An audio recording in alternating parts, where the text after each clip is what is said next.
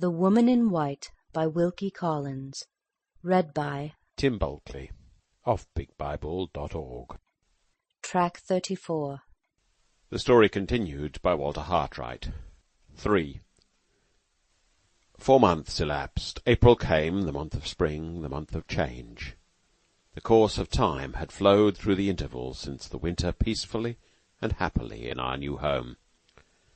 I had turned my long leisure to good account, had largely increased my sources of employment, and had placed our means of subsistence on surer grounds.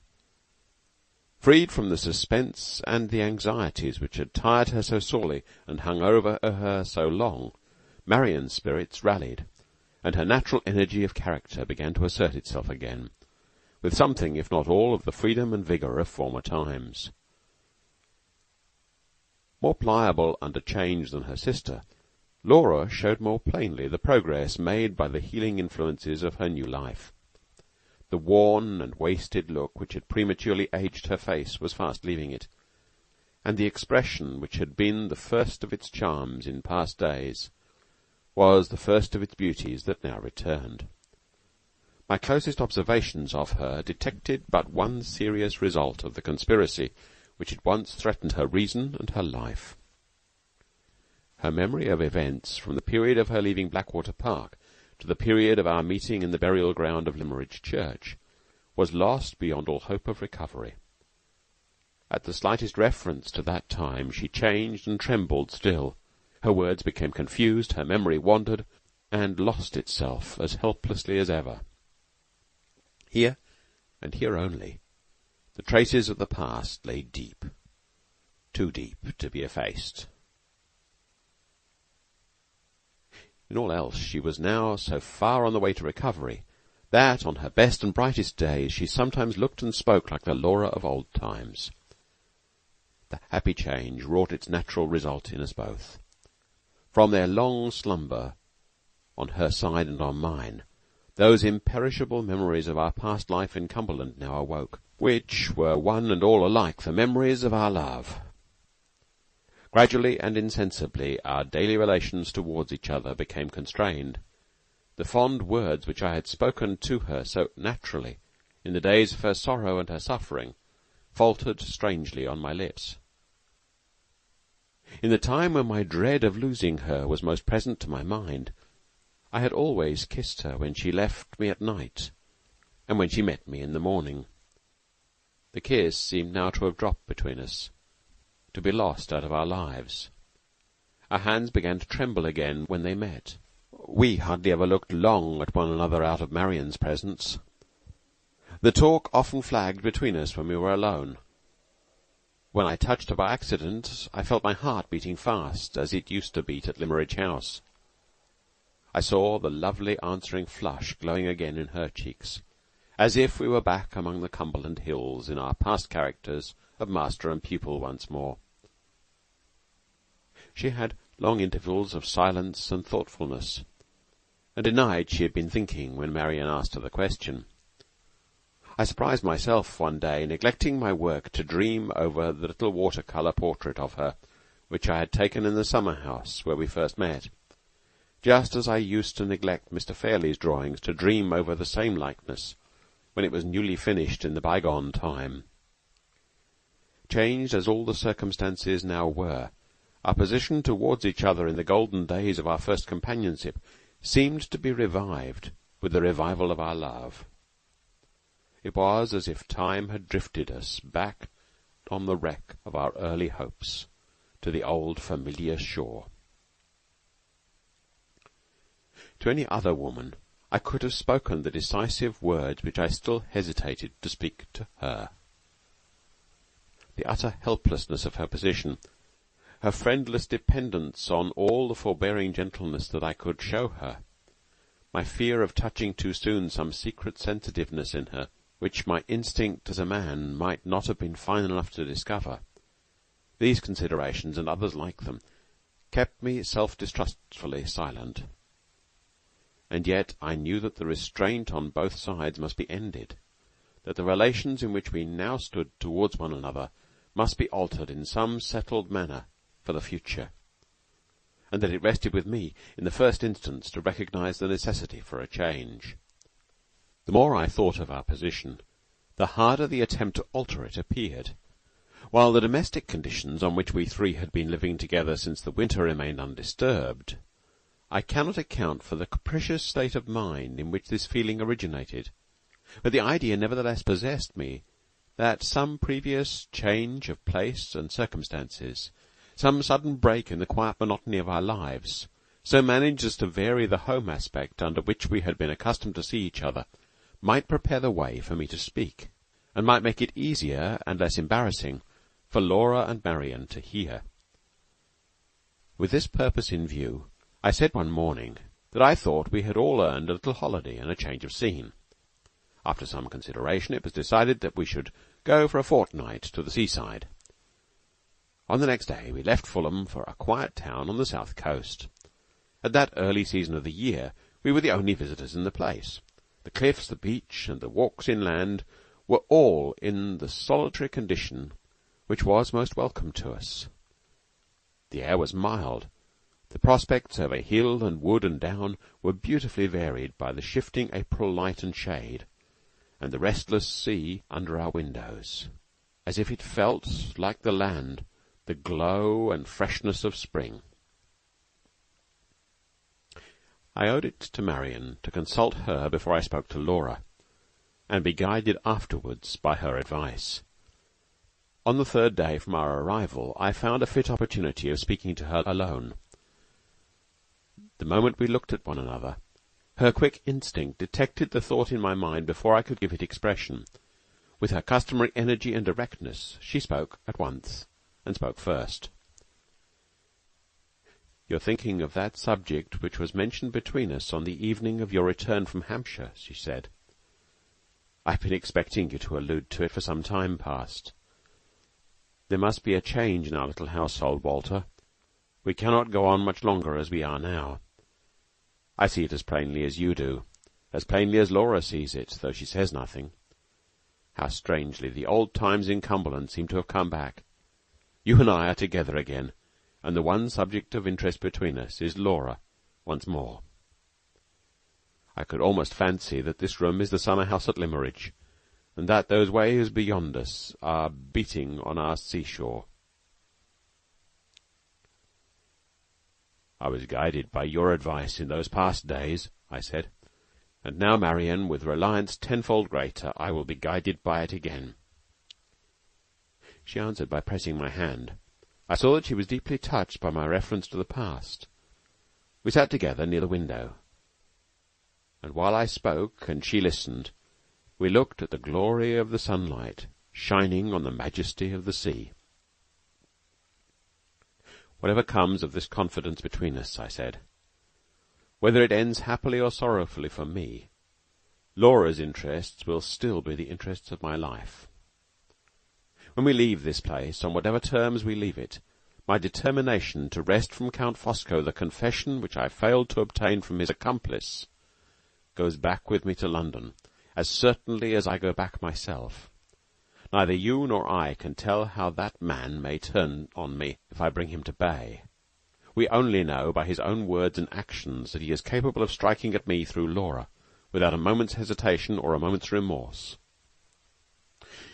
In our present position I have no claim on her which society sanctions, and which the law allows to strengthen me in resisting him, and in protecting her. This places me at a serious disadvantage. If I am to fight our cause with the Count, strong in the consciousness of Laura's safety, I must fight it for my wife. Do you agree with that, Marian, so far?" "To every word of it," she answered. "I will not plead out of my own heart," I went on. "I will not appeal to the love which has survived all changes and all shocks. I will rest my only vindication of myself for thinking of her and speaking of her as my wife on what I have just said. If the chance of forcing a confession from the Count is, as I believe it to be, the last chance left of publicly establishing the fact of Laura's existence, the least selfish reason that I can advance for our marriage is recognized by us both. But I may be wrong in my conviction. Other means of achieving our purpose may be in our power, which are less certain and less dangerous. I've searched anxiously in my own mind for those means, and I have not found them. Have you? No, I've thought about it too, and thought in vain. In all likelihood, I continued, the same questions have occurred to you, in considering this difficult subject which have occurred to me. Ought we to return with her to Limmeridge, now that she is like herself again, and trust to the recognition of her by the people of the village, or by the children at the school? Ought we to appeal to the practical test of her handwriting? Suppose we did so. Suppose the recognition of her obtained, and the identity of the handwriting established. Would success in both those cases do more than supply an excellent foundation for a trial in a court of law? Would the recognition and the handwriting prove her identity to Mr. Fairley, and take her back to Limmeridge House, against the evidence of her aunt, against the evidence of the medical certificate, against the fact of the funeral and the fact of the inscription on the tomb? No. We could only hope to succeed in throwing a serious doubt on the assertion of her death, a doubt which nothing short of a legal inquiry can settle. I will assume that we possess, what we have certainly not got, money enough to carry this inquiry through all its stages. I will assume that Mr. Fairley's prejudices might be reasoned away, that the false testimony of the Count and his wife, and all the rest of the false testimony, might be confuted, that the recognition could not possibly be ascribed to a mistake between Laura and Anne Catherick, or to handwriting be declared by our enemies to be a clever fraud. All of these are assumptions which, more or less, set plain probabilities at defiance, but let them pass. Let us ask ourselves what would be the first consequence, or the first questions put to Laura herself on the subject of the conspiracy. We know only too well what the consequence would be, for we know that she has never recovered her memory of what happened to her in London. Examine her privately or examine her publicly, she is utterly incapable of assisting the assertion of her own case. If you don't see this, Marian, as plainly as I see it, we will go to Limmeridge and try the experiment tomorrow. I do see it, Walter.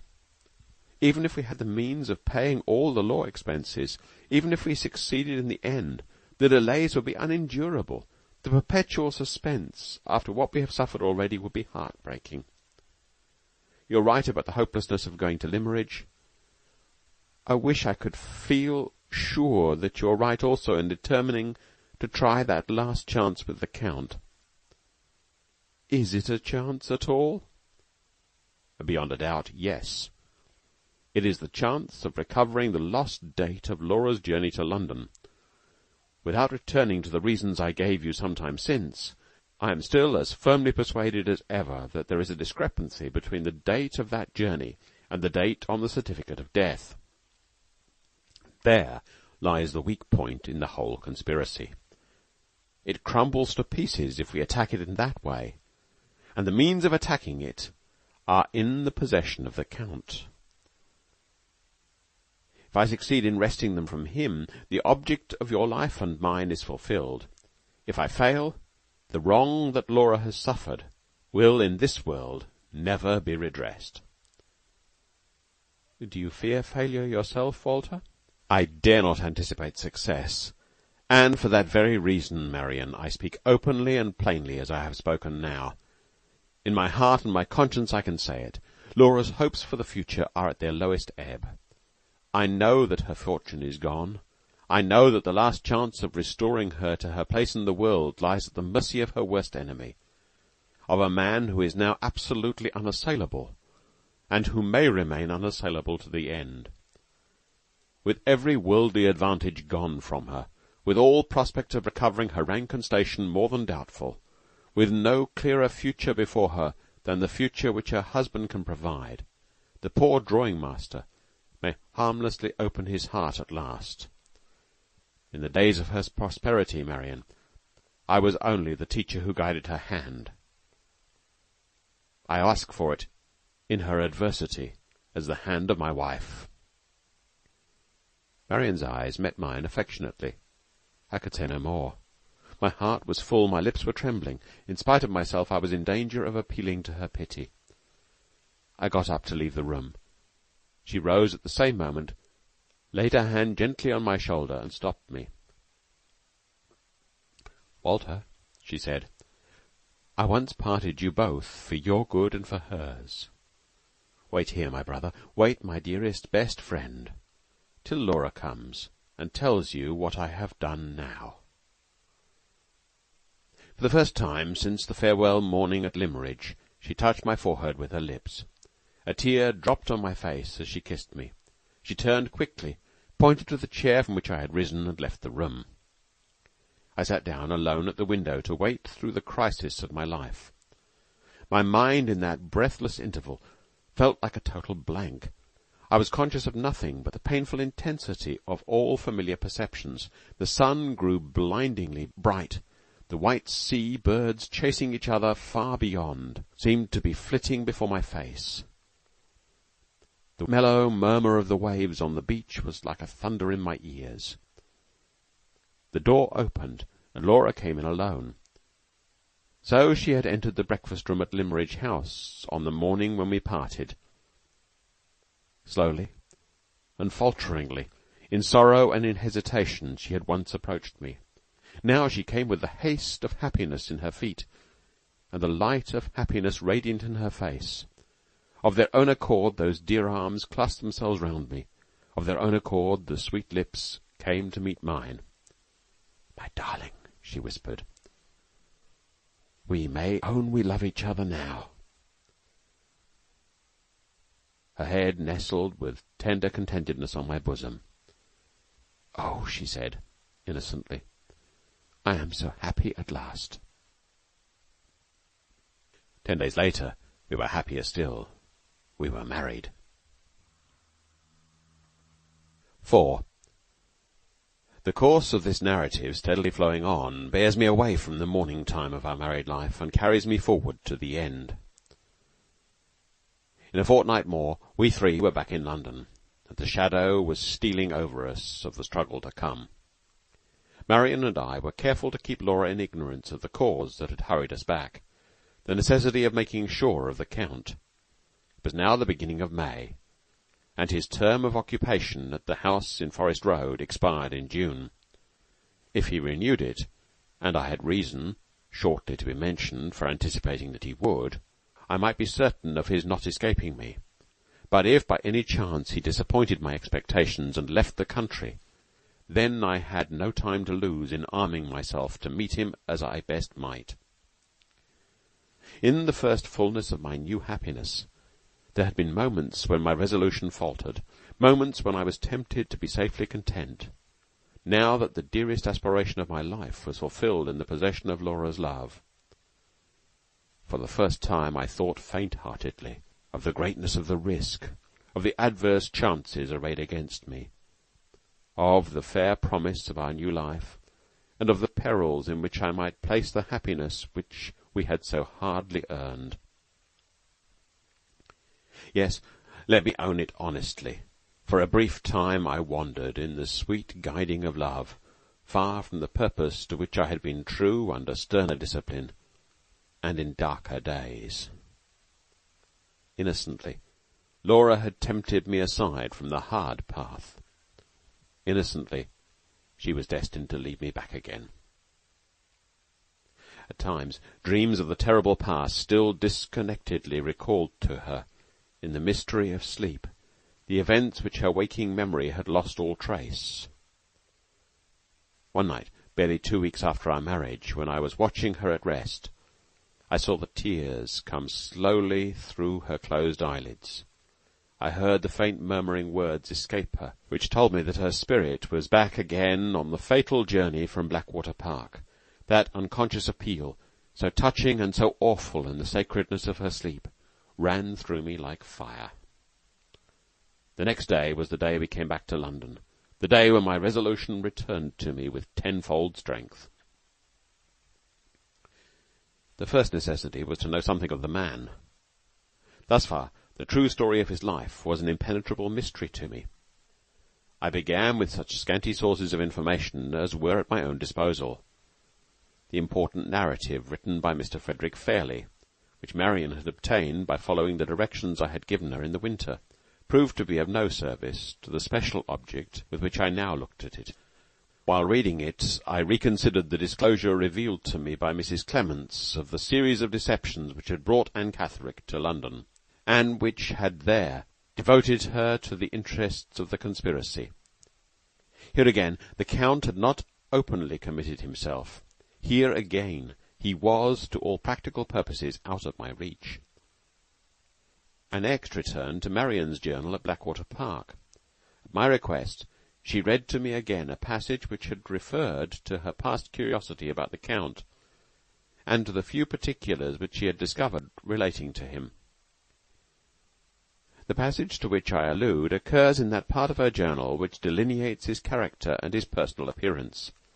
She describes him as not having crossed the frontiers of his native country for years past, as anxious to know if any Italian gentleman was settled in the nearest town to Blackwater Park, as receiving letters with all sorts of odd stamps on them, and one with a large official-looking seal on it.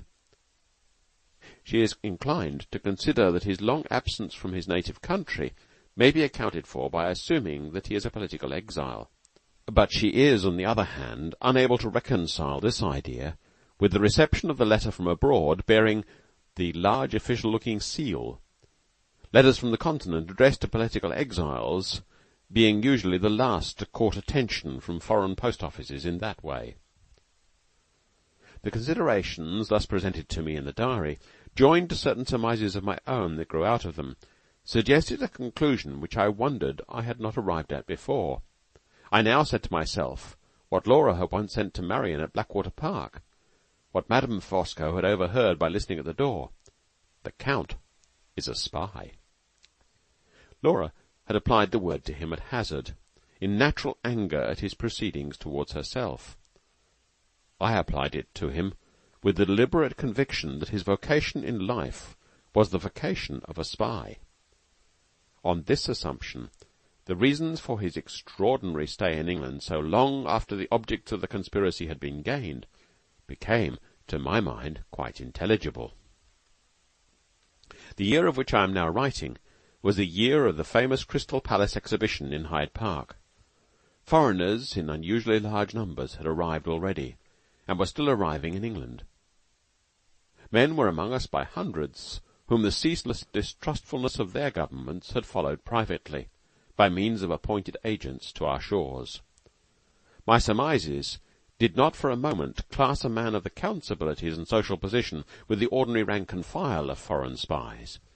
I suspected him of holding a position of authority, of being entrusted by the government which he secretly served with the organization and management of agents specially employed in this country, both men and women, and I believed Mrs. Rubel, who had been so opportunely found to act as a nurse at Blackwater Park, to be in all probability one of their number. Assuming this idea of mine had foundation in truth, the position of the Count might prove to be more assailable than I had hitherto ventured to hope. To whom could I apply to know something more of the man's history and of the man himself than I knew now? In this emergency it naturally occurred to my mind that a countryman of his own on whom I could rely might be the fittest person to help me. The first man I thought of under these circumstances was also the only Italian with whom I had intimate acquaintance, my quaint little friend, Professor Pesca. The Professor had been so long absent from these pages that he has run some risk of being forgotten altogether. It is the necessary law of such a story as mine that the persons concerned in it only appear when the course of events takes them up. They come and go, not by favour of my personal partiality, but by right of their direct connection with the circumstances to be detailed.